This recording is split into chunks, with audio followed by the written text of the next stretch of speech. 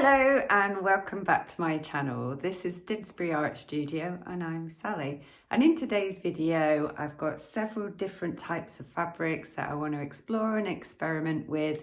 And we're going to be making ruffles that go on a base fabric, or you can decide whether they go on dresses, that sort of thing. So shall we get straight into it? Let's do it. So today we are going to be using some of this beautiful netting that I got from Leon's in Chorlton, Manchester. And then these are all some materials that I already had over here. Plenty more scraps of tulle and netting. That's quite thin. And this one's a little bit more structured. So what I want to be doing is some ruffles. And what I've got here is a number of things going on. So I've done the pink velvet fabric as a base. I love that fabric. And then I have got a pink netting. Then I've gone with some purple. These are already ones that I had. And then this kind of metallic crinkly paper. I can't remember what that's called actually, but I've used a lot of it over the years. It's quite fun. Back to purple, and then we've got some creamy tulle there, which is really quite thin. So all I've done here is I've pleated over.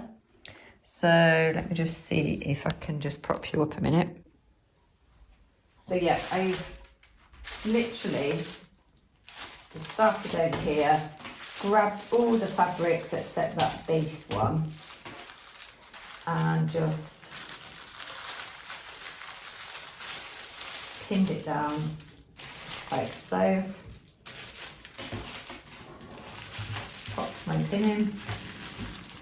Actually, I have gone through that base fabric, yeah. And yeah, what I'm going to do now is just sew through the middle of that.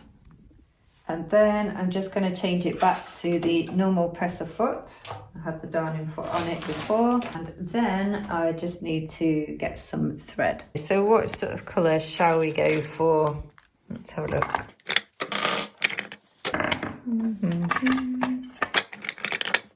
We could go for the purple.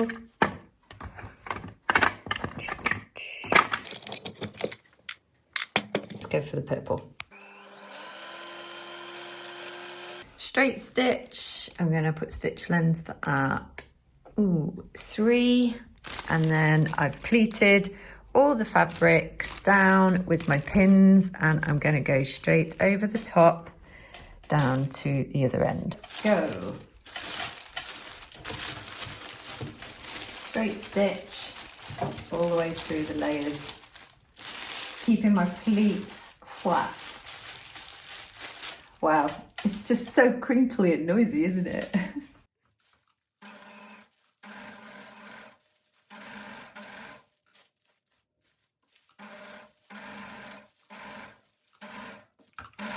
I've just quickly unpicked the beginning of that because it just was not working. It got in a bit of a tangle just because it came unthreaded.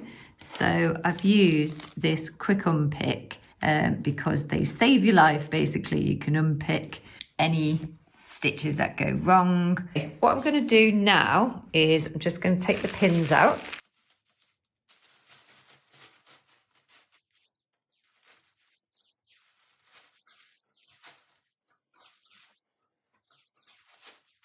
Oh no! Love that. How crinkly is that? I've got a feeling little skirt over here. She'd just love the sound of that. Wouldn't you, Layla? Are you gonna say hello to everyone? No. She's done an all-nighter last night. She was out. Weren't you? You were out and about watching a mouse in the garden, I think. Weren't you? So no eye contact, nothing. So there's that one. I just want to show you what that would look like with all the graffiti stuff that we've been doing lately, because I think the colours really work well and it's just quite a nice little idea. I just really like, as you know, ruffles and pleating, fabric manipulation, and I just thought that since I had so much netting and things, I would just have a little play around.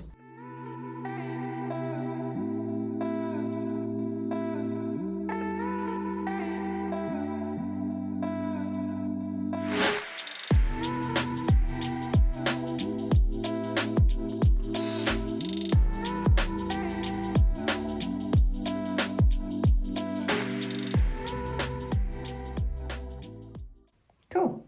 Let's try some more. For the next one I'm going to do, I have cut a couple of slithers netting of some of the ones I've got here. How many have I got? 1, 2, 3, 8. Okay, and what I'm going to do on this one is, I don't know if you remember, but I did a paper sort of fans video a little while ago. And so I really wanted to try out using the tool to recreate some of those, like paper tissue flowers. Not that I want these to be flowers, but I want them to be sort of springy on the base fabric. I'll show you what I mean anyway. So we are going to do the pleated fan, if you remember how to do that. So literally just folding over, folding over, folding over, folding over. Look how lush that is. The layers of fabric. Love that. And then I'm just going to grab the center and get some embroidery thread. When I did the paper tissue flowers, I'll link that video below so that you don't miss out on that one. I did it maybe last year. I used invisible thread in the center, but you really don't need to use that, to be fair. I'm just using some embroidery thread here, and I'm just going to tie a knot to keep it all together. I'm just going to tie a double knot. There we go. Like so. And then you can just start pulling each layer by layer down.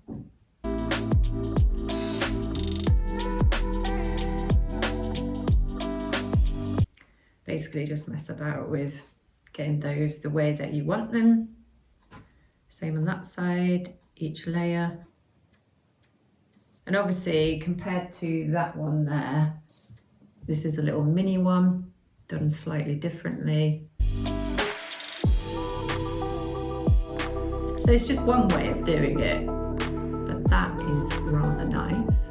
We'll have a look at that on a base fabric in a second and have a look at how we can sew that down. And then I want to do another one. I have got fluorescent pink, and then I've got this. I've used this before in the past. I think I got it from Country Baskets. Not really done too much with it, but it's quite structured, and I think it could work quite well with this technique. So I've put that underneath. So I've got 3, 4, 5 layers on this one. Pleat this one.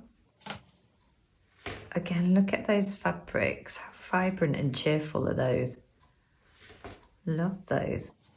And just while I'm at it, thank you so much for all the support that everyone's been giving me over the last, it's actually 3 years since I set up this YouTube channel, and I've reached 10,000, and I'm just so happy with that.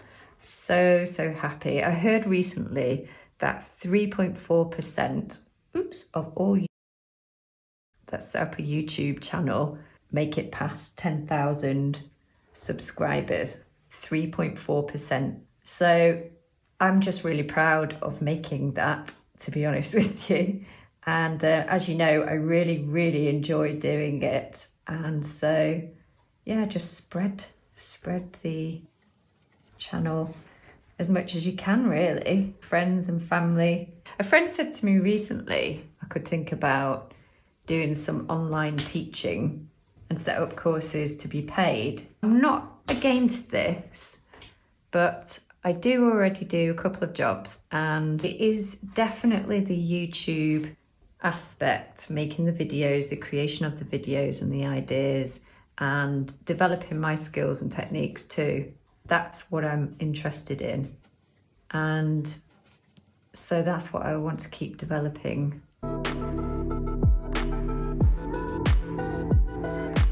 As long as I'm still enjoying it and you are too, then I will carry on. Always really, really helpful to leave me a comment and communicate your ideas or your thoughts or your appreciation.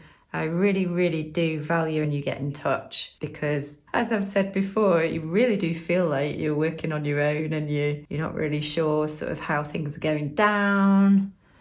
Do say hi in the comments. It's always really lovely when people do that. So there's my fan. And then we're just going to zhuzh this up again. So layer by layer, we're gonna just pull those up. Like so. So pretty that way as well, actually, isn't it? But my intention here is to do both sides. Oh, look at that. So cute. So cute. So I've got this pink fabric here that I wanted to just try popping this on, and maybe that one that we've just done, and somehow sewing these down. Okay, so what I've decided to do is find the gap like that and then just lay that down, and then I'm going to have to hand stitch it because it's so thick. So I've got it through though, so eek. Come on. There we go.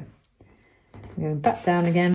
And then I'm going to do the same again for this one. So I've literally just separated it out and popped it down there. And then I'm going to sew a stitch through the middle again. Give the tool a zhuzh like that. How nice is that? I think the pop of colour works really well with what's going on over here.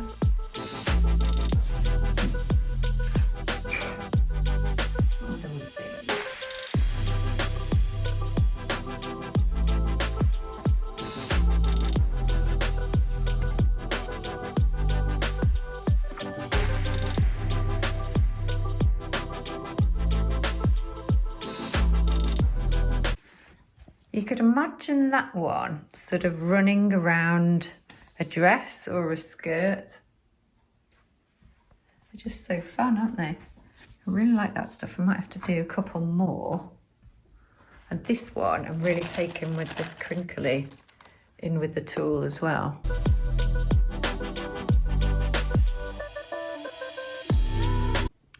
So what I'm going to do now, I'm going to make some decisions about what fabrics I want to put together, and I'm going to make a couple more, well, different combinations of fabrics. Look how cute she is.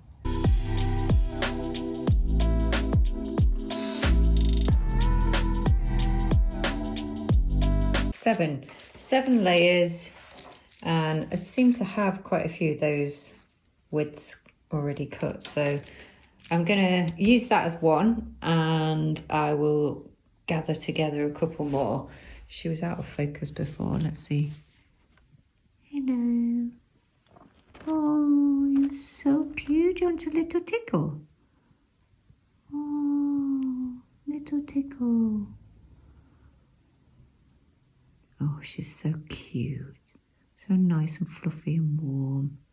You're such a teddy bear. You're a real life teddy bear, aren't you? Little teddy bear. Yeah.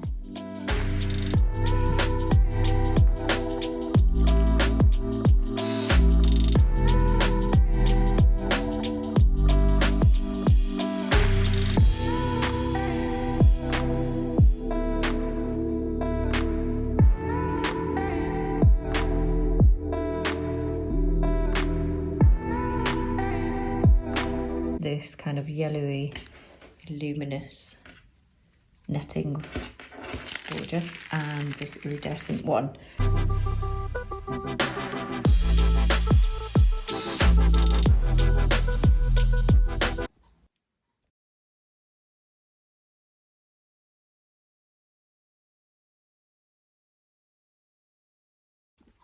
To be honest with you, I'm just loving playing around with just pulling sections of this up. Perhaps we don't need the whole thing to be pulled up. And look at that. They're all different sort of lengths. So I'm actually going to just pull up a little bit of this side. See what that looks like.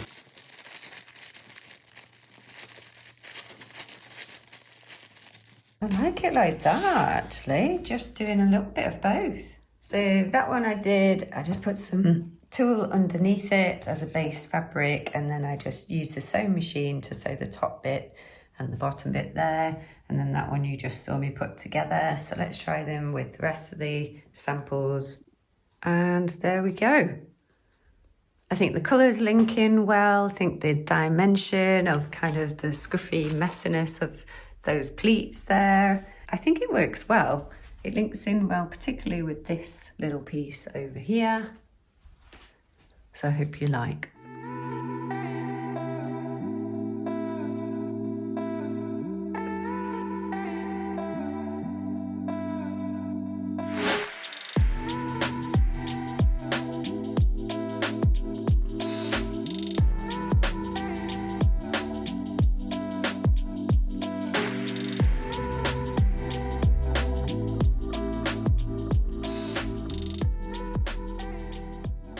So I hope you enjoyed this video today, and if you did, please subscribe, please like the video, it really does help. Thank you ever so much for all your support so far, and as you know, I never know how to finish a video off, but what I'm going to try and do is suggest some of the videos for you. So I'm going to suggest put one up there or one up there, or I'm going to link some videos that I think you might find helpful in the interim.